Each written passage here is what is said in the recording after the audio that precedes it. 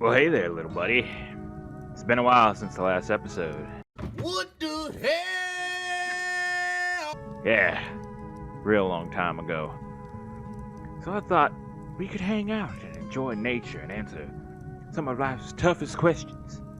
Like, why are we here? Why did Carol leave me? Why haven't they made a third Banjo-Kazooie game? Rare, please. And finally, is there an afterlife? Which is a very scary question to ask, but just in time for the spooky season, don't you think? So, let's try answering that question. So follow me down the path of enlightenment, where we find out what the heck is that. But wait! There's something else on the path. It's the subscribe button! Yeah, if you could just press that, I'd appreciate it. Or, maybe leave a comment. Both. It helps me out either way. Or don't. You don't have to do any of that. But I'd appreciate it. So anyways, back to the show. Now picture this. It's the year 2007. Ancient times for some of you people. After getting hyped from the trailers, the magazines, heck, even G4 had coverage on it. You rush to your closest game store, pick up a copy of Super Paper Mario Speed Home, pop that bad boy in, and witness something magical. We will start our story at the end of Chapter 6, so I'm going to give you some cliff notes leading up to it. Mario and his party have to collect these pure hearts to stop Count Bleck and his minions from feeding everything to the void. Only going to focus on these two for right now, Dementio and the mysterious Mr. L. Look how handsome he is. Things do not go well in Chapter 6, in which the Mario Party takes their first L. And after a boss fight with Mr. L, they head back to the hub world of Flipside. At the same time, Dementio shows up and just straight up, he just destroys Mr. L. Right the heck out of nowhere. Back on Flipside, before the Mario team have a chance to lick their wounds, Dementio just shows up and mows them down too, and he just leaves. What? Bro really wants that promotion, I guess. So Hero Mario wakes up alone in this weird, spooky, foresty place, where this ghostly dude called the Shade welcomes him into the Underwhere. Hey, yo, what the That's really the name. The place where everyone goes when their game ends, and I mean everyone. You missed that jump? Underwear. Mesmer impales you? Underwear. Evil alien blasts you? Underwear. You keep getting diced up by Silver Sonic on the Death Egg because it's bullshit? Sorry, but you get the point. The Mario's new Shade friend tells him to meet Queen Jadis, ruler of the Underwear. She is the only one who can tell if a person's game is truly over. But I kind of am led to believe that, his game is pretty much over. And if it's not, she might be able to help him get back to the land of the living. After some exploring through Spike's dry bones, and hey, the little Ember guys from the first two Paper Mario games. It's nice seeing them again. I mean, it makes sense they're here, they're ghosts. Mario keeps traveling until he makes it to the dock, where he runs into this carrion-looking dude who tells him about the river Styx and that he should ride the boat across the river, because if you ignore him and try to swim across, you are graced with this. What is that? Yeah, that's just ghost hands that drain the life from you as they drag you into the depths. That happens while this lovely tune plays.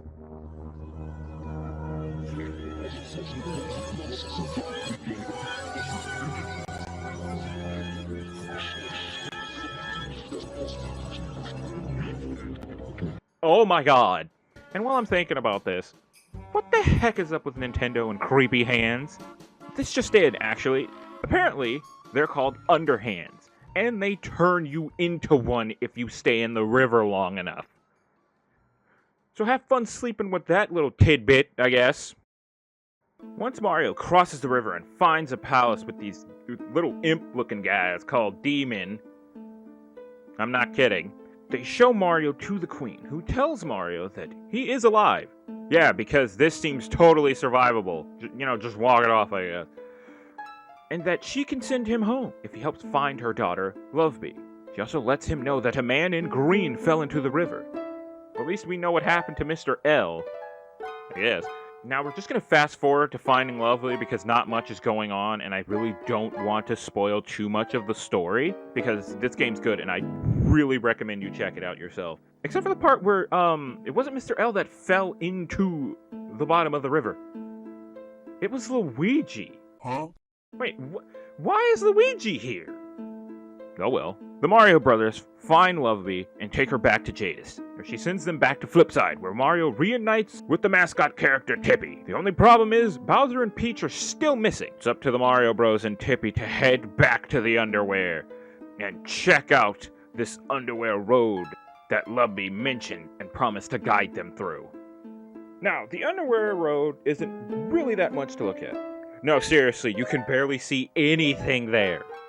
I mean, look at this. This isn't your average everyday darkness. This is advanced darkness. Darker than my hopes and dreams in here. But hey, if the low visibility wasn't enough, there are dark boos everywhere. And don't worry, the hands are back. But instead of dragging you into a soul river and draining you until you become one yourself, just sort of hang around and get all grabby with you. Oh, that was close. I almost made a Diddy joke. So the main goal here is to stumble around in the dark until Mario finds 3 talking doors called Door Guy 1 through 3 that quiz him. After the first Door Guy quiz, Mario finds a bunch of demons guarding a door that has a very angry monster behind it. Long story short, it's Bowser, and I get it. If I woke up here, I'd be pissed too. The second Door Guy just has a harder quiz. It's not much better. And then after that, you have to help these 3 hags who look like Mars Attack Martians with just wigs on. It's a fetch quest. We're just going to skip it. You just go back to the demon. And the third and final Door Guy just says screw the quizzes and summons a chain chomp Cerberus called the Underchomp. And while battling the Underchomp in an old RPG style, it probably dawns on you. You're leading a lost angel through the underworld and battling a Cerberus guarding the door to heaven so she can be reunited with God. I love Super Paper Mario so much. Okay, so I'm gonna be fully honest with you. Overhair Stairs sucks, in my opinion. It's just the worst part of Super Paper Mario. So I'm just gonna get this over with so we can go to the ending point. You start off this area finding Peach, who's asleep because she's eaten a fruit from a tree that intentionally makes people sleep for 100 years. Why would you need that? In the afterlife, you're already gone. What do you need more sleep for? And why specifically 100 years? It just makes no sense, and it makes me mad. Now, the only way to wake her up is to find the proper, counteracting fruit that will wake her. There's only one problem with this. The over there stair is one big maze. And it's full of annoying monsters that you're fighting off while keeping track of where you are. And let me not forget about the stupid red herring fruits that have their own animation when you feed them to her. It's stupid. I hate it so much. So you know what? It's driving me insane. I'm just gonna tell you right now, it's the black fruit. Ignore every single one of the other ones and just wander around, flipping between 2D and 3D because of course you have a whole other dimension to look through, and just find the black fruit, give it to her, she'll wake up, and then just focus on getting the heck out of there. God, this level was bad. Well, now that Mario and his friends have arrived in basically video game heaven, you think everything would be alright. You've brought the angel, everything's good. How about you tell that to the invasion of demon skeletons And can we just think about that for a minute? We're in heaven. Theoretically, the safest place in all of existence, paradise. And somehow these wackos have busted in and just started setting fires everywhere. I cannot begin to imagine what Count Bleck is paying these people. They invaded literal heaven. How did he even do that? So now the rest of the level just consists of Mario heading to the edges of of each side of each section, so he can rally the angels to fight off the army of Skelemen. Some have wings, some don't. There's even these weird skeleton worm things. I don't know. I don't want anything to do with them. They creep me out. So while the war goes on, Mario and his friends head to the Shrine of God, only to find by this thing. What even is this thing? Look, what is it? Like some sort of weird snake, because it's got the multiple wings. It has the angel's wings, but it's like some sort of weird snake. Why has it got a cannon? And this thing breathes ice. Oh god, freaking dollar store bone tail looking dude. So anyways, Bone Chill is the ice-breathing bone demon, and is the leader of the skeletons searching for the pure heart. And he goes to battle with Mario and his friends, but he seems pretty much unbeatable. I mean, you could do some damage with the throw ability and the bombs, until Luigi steps up. Because Luigi's super jump, you can hit him right in the chin and do massive damage. Luigi solos this man. I guess we're kind of lucky that we found Luigi in the Underworld lake. Getting his soul drained, I guess. I still don't even know how he ended up there. But, you know what? I'm not actually going to tell you what happens at the end of this chapter. Where the pure heart is, because I believe it is a spoiler. And I really recommend just playing the game for yourself. Pretty good chapter in my opinion. Actually one of Super Paper Mario's best, if I had anything to say about it. I mean, just think about it.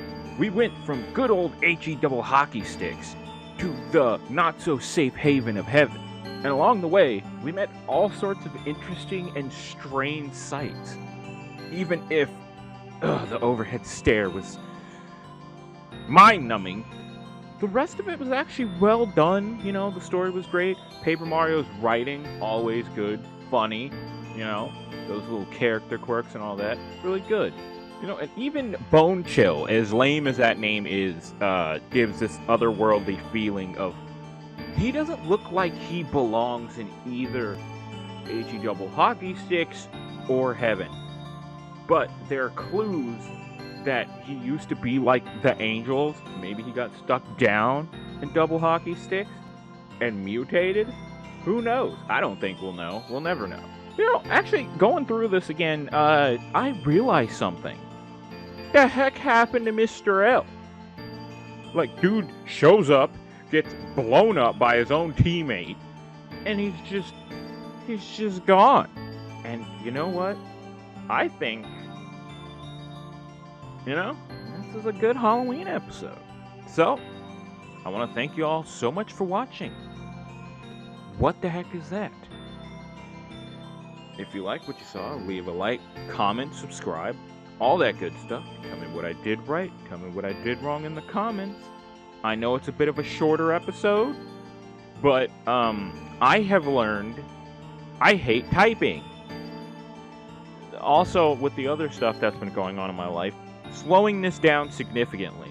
But a big part of that was typing this. I'm going back to writing. My first 2 episodes, pen and paper. Got those out super quick. Typing pisses me off. So yeah. Maybe next episode will come out a lot quicker than this one. But anyways, happy Halloween, everybody. Stay safe.